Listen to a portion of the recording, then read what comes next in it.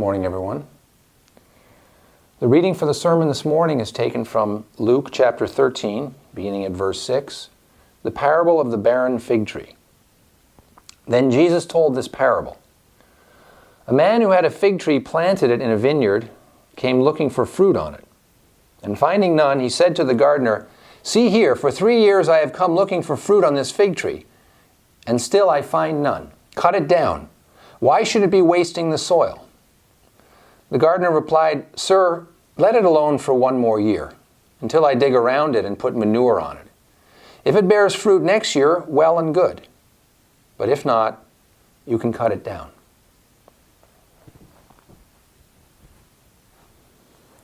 This is an interesting parable because there really is no obvious good and evil, or what we might see in some of the parables where we see the exertion of something that is clearly out of accord with God.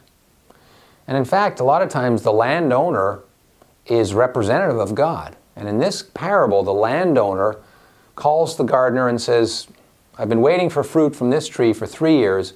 It has not bared any fruit, therefore cut it down." Now, many of us who walk the path have a deep love of nature. And the idea that God might say, well, cut down this tree because it does not bear fruit, often has that harshness that people speak of when they consider Christianity. They're okay with the message of love, but when Jesus is severe, or when a parable like this causes that confusion, people sometimes go, well, I'm not going to think about it. Or in the worst case scenario, they go, I don't want anything to do with a God that thinks in those terms. But here on the mystical path, we may go, I don't really understand it, but I'm not prepared to walk away just because I don't understand it. I have to exert some effort. I have to meditate and go, I don't really know what this means. I'm not sure on the inner level what the landowner represents in me, what the gardener represents in me, what the tree that's not bearing fruit represents in me. However, I believe because the Scripture has that mystical quality about it, I know there's a meaning here that I have yet to discover.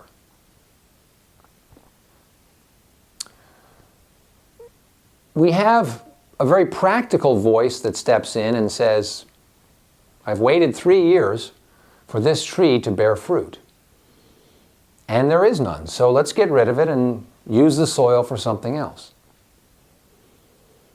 A fruit tree, it really exists in a lot of ways to bear that fruit, and that fruit is to be useful to ourselves, humans, to animals. And so it's a very practical approach. And yet, clearly there's a relationship between the gardener and the landowner. It is not an adverse relationship. The gardener works for the landowner and says, hold on, let me tend to this tree 1 more year.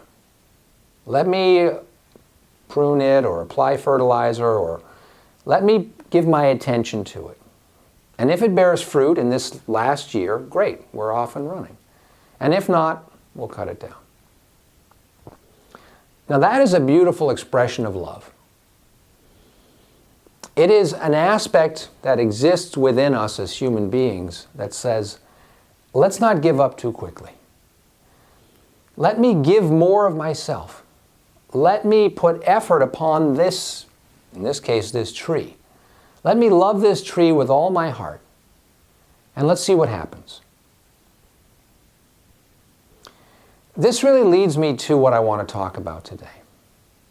I want to talk about human beings on this earth and what exactly is the relationship between us and the natural world. You'll often see products, especially food products, and maybe sometimes clothing products, that include on their label all natural, which is trying to connote or communicate to a potential buyer that this product is as pure as possible from the way it was created by God or by the earth and brought to you with minimal interference. Interference could mean pesticides, fertilizers that are, chemically not great for the earth. It could be certain processes that we do to the food in order to extend its life, but in so doing we kill enzymes and we sort of reduce the nutritional value of it. Or if it's in the case of clothing, we're treating the people who make the clothing with the utmost respect, and the clothing is minimally treated with chemicals, and you understand. There's something about all natural that's very appealing to us. But I want you to think about something that is not natural, which is a bridge. Where I live here in Charleston, there's all sorts of waterways and rivers, and because of the city is essentially on the ocean, but in this area here, there's a lot of kind of small islands and, I don't know what they call them, causeways and all this kind of, there's all sorts of water that interrupts the flow of the land. And so what human beings have done here in order to facilitate travel and greater commerce and greater mobility is we've created bridges. Now somebody who might want all natural might say, well, we can't create these man-made bridges because that's not how God intended it. Clearly God intended these pieces of land to be separate, and we can travel across them by boat, but we're not going to disrupt the patterns of the earth by creating a bridge. Well, I don't think that many people think that way. And some of these bridges are utterly amazing. There's a bridge here, the Ravenel Bridge, which is approximately, I think, 3 or 3.5 miles long. That's huge. And when I lived in San Francisco, there's, of course, the Golden Gate Bridge, which is considered amazing. Suspension Bridge, and then you have the Bay Bridge, which is massive, and there's the San Mateo Bridge, which is frickin' ginormous, meaning it's like 9 miles long or something. And all over the world there are amazing bridges. And the bridges are very useful, and they're very helpful. So clearly, there is a different perspective than, let me leave everything naturally and just work within what is given to us. See, this is the beauty of the human being, that we have the ability to look at a situation, use the materials of the earth, and create something that is helpful and is practical and facilitates better life on the planet. If you've ever grown any of your own food, you'll know that if you just plant the seeds and do nothing, you will have some fruits that come about, but you will also possibly not have the most abundant harvest, because sometimes a plant, and I don't know why it happens, but a plant starts to grow more and more branches, and some of those branches don't bear any fruit, but they still require the energy of the plant to support them. And you can get, for example, many of us have grown tomato plants. You can get tomato plants that have a lot of bushiness to them, but very few actual fruits on them. And so one of the instructions, if you want to grow a prolific plant, is to prune some of these branches that don't look like they're going to bear fruit. Therefore, more energy is directed to the branches that are going to bear fruit, and therefore you have more fruit and you have better fruit. There is an element to how we tend to the earth that improves it. That if you just allow your garden to sort of grow naturally, all natural, you're going to find there's going to be weeds that come up, there's going to be plants that interfere with other plants, and your garden is not going to have that nice, clean, beautiful look that can be so pleasing. Now, some people just go, well, I just like it to be natural, and that's fine, you can have that. But I really want you to understand, and this is going to be applicable, I'm going to walk you through how important this concept is to understanding your growth and transformation as somebody who's interested in walking the mystical path back to union with the Christ within. That we actually are given, an incredible array of tools, a physical body, a mind that is amazing, a soul that is beyond comprehension. We also have a system of feelings and emotions. And these things, if we just let them run all natural, well, look at your mind. If your mind is undisciplined in any way, where does it typically go? If you're in a good state, it might go to a good and healthy place. If you are a little tweaked emotionally, it might go into a very rough place. If you're angered by something that you see or something is done to you, it might go to a hateful place. If you do not attend to your body, just think about hair, right? people cut their hair. People style their hair. People clean their hair. We do not just let the hair grow natural. If you let your hair grow and you don't wash it, etc., then, it's not pleasant. Same thing with fingernails. Same thing with the way we eat. We manage and we adjust so that our body is running healthy. We have to be discerning, and we have to attend to the physical body. You have to move your body. It's good to exercise your body. It's good to clean your body. It's good to, just develop your body as you want it to be. Let's focus for a moment on the mind and the emotions, because the mind is an area in particular that people struggle. They struggle to discipline the mind. There is something about this landowner. Let's say the landowner spoke about the mind and said, this aspect of the mind is off. I've been waiting for it to stop being negative and stop being fearful, and it's not, so we need to get rid of it. And then the gardener says, well, hold on a second. Let's try this, that, and a couple more things, and let's see if we can teach the mind to be more positive, to be less fearful, to be more courageous, to be more generous. How is that going to happen? Well, you have to have tools, you have to have practices, and you have to do them. And it is very possible. It is possible to note when your mind wants to move in a certain direction, and it's as though the gardener steps in and goes like, well, hold on a second, no, we're not going to go there. And it lovingly redirects the mind to something else, something positive, something loving.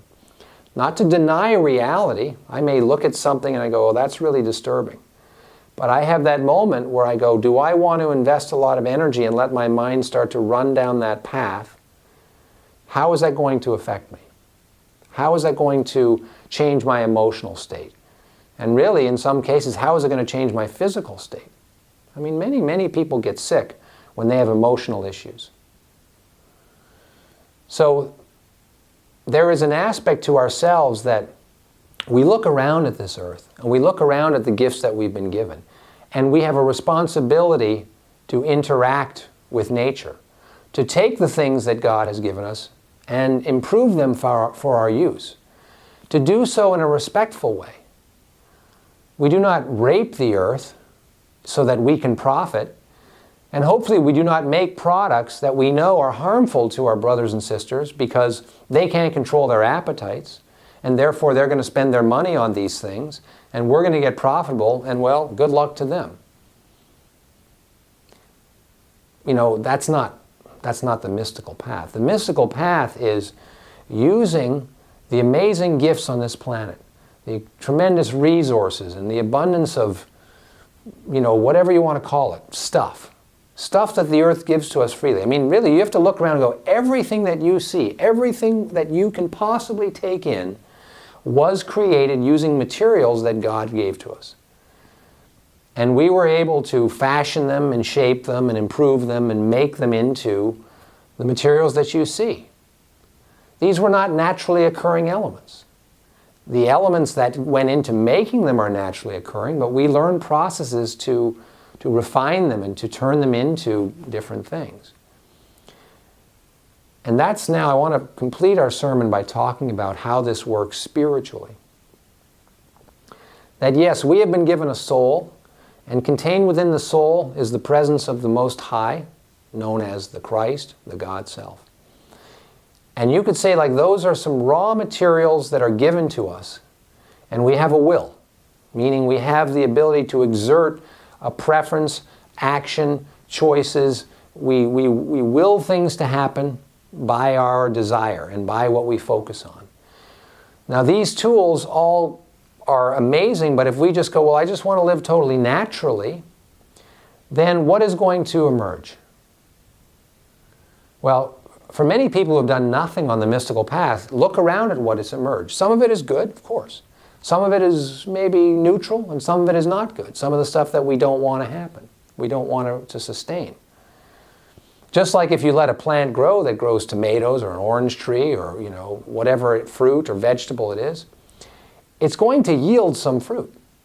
But if we exert the intelligence that God has given us, we can potentially improve the yield. And our desire is to improve the yield, like I said, without abusing the earth, without taking advantage, without manipulating things in a way that's unhealthy. And that's something you have to learn how to do.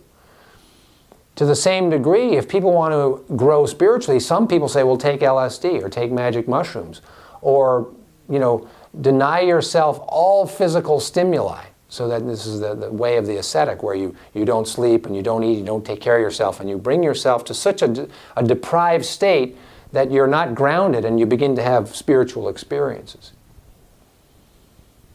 No, that's extreme. We know a better way. The better way is to take direction from Christ, to be a true follower of Christ, to listen to the direction that comes from within, to find a teacher to help put you on the path, or if you want to be on the path, to help you along the way, and then you begin to surrender to the process. And I guarantee you, because it is part of the journey of life, that you will be instructed on how to use the materials and use the physical body and discipline your emotions and your mind to put you in a very strong position to create a life that is fulfilling and meaningful, that is full of love, because you bring love into every relationship, into every action that you do, and is full of purpose because you want to do things that are helpful to other souls on the planet. Just like the gardener who said, wait a second, don't write this tree off yet, I want to put a little bit more effort into it. That effort is something I want to encourage you to examine this week. Are you just letting things kind of run their course without any exertion of effort on your part to improve them, to notice and discern, to refine, to discipline? If so, consider making that change. Consider, how can I make this better? Maintaining myself within the parameters of acceptable and respectable behavior to God, to the planet, to myself, to other human beings. What is it that I might do that will make this situation better? How might I improve my body, my health? How might I improve my relationships? How might I improve my work and my career? What can I do without waiting for everybody else to act in accord with what I want? Don't take on a victim mentality going like, well, what's the point in improving when everything sucks? No.